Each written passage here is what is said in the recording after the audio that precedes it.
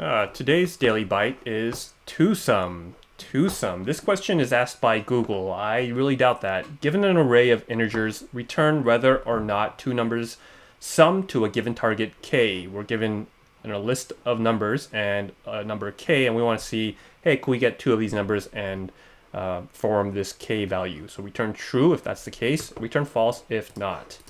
All right, so let's copy these test cases and get this down here. What I'm going to do is just make this a couple test cases, make that A1, A2, equals this, A3, and you can just initialize these to K1.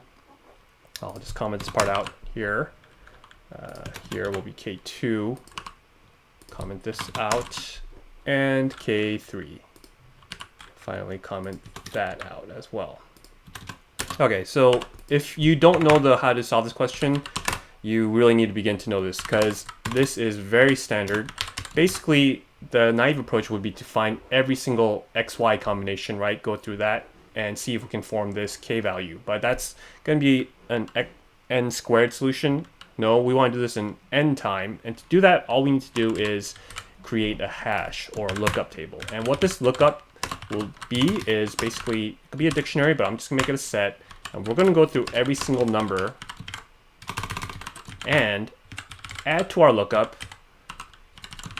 the k minus x, because this is going to give us, hey, what's the y value we need in order to form k, right? So now we just go through all the y's and say, if y in lookup, return true.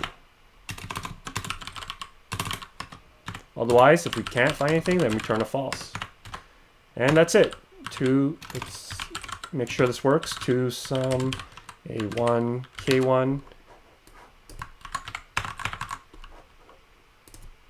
2, 3, and 2, 3. So this should return true, false, true. I'm going to go to my terminal real quick, and we'll do that. True, false, true.